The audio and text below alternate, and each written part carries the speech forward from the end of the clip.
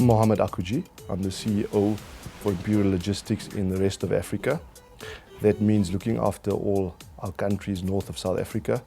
We operate in 11 countries across Southern Africa, East Africa and West Africa. And there's currently approximately 3,400 employees in my division. We make a revenue of about 12 billion rand in the rest of Africa. I look after 11 countries, and traveling through Africa and experiencing the different economies, challenges, opportunities is fascinating. The people, the different dynamics. And Africa is a frontier market. You know, it's probably one of the last remaining frontier markets in the world. And through that you can be, you can create leadership positions because the markets are so underdeveloped. And for me that's exciting because we don't have those kind of opportunities or a lot of that left in, call it a market like South Africa. And that was one of the major reasons why we expanded into Africa, was that our market shares in South Africa in logistics are quite big, and we were obviously looking for new markets for expansion. So yeah, it's a really interesting place, and I'm fascinated by the continent. So that keeps me motivated, and the opportunities are abound.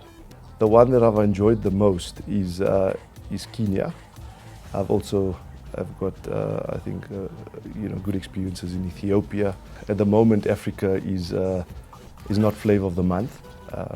If you read about Africa 5 years ago, everybody were very excited by it. I am still excited. I think there's a massive consumer demand that will be generated in the continent over the next 5-6 years, and we are ideally placed for that.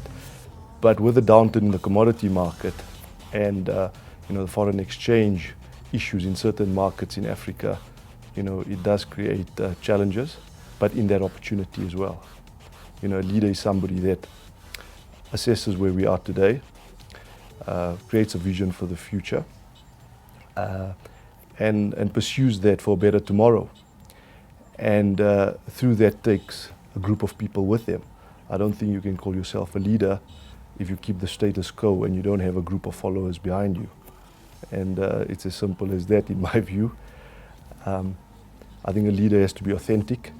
I don't think that you can copy anybody's style.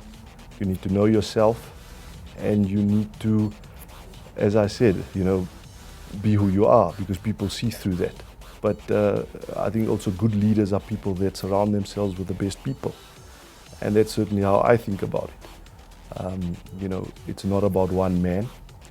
I think the success of many organizations and businesses is a success of a team. And good leaders often surround themselves with good people. So if you go and look at, who are great leaders, they've had great teams around them. And that is one of my sort of, not philosophies, but my style. I like to engage, I like to consult, and I like to have a group of people around me that are the best in what they do and that can ask the right questions and not just listen to my view. Because I think if you've got the right dynamic of people around you with different skill sets, you'll make the best decisions as a leadership group. If you're employing the right people, you can create empowerment culture. I think at the end of the day, people are not a commodity. You've got to employ the whole person. You can't just, think of them as somebody employed in your business from 8 to 5. You need to get to know them. You need to understand their personalities. You need to get to know their dynamic. And through that, I think as a leader, you got to adapt, because everybody is different. And you got to adapt to them rather than wanting everybody to adapt to your style. So I think that I see myself as a leader that aspires to employ the best people, empower those people, because that's what will keep those people motivated. Because if you're employing the best people out there in your business, you cannot cramp their style. You've got to give them the space to thrive and empower and trust them.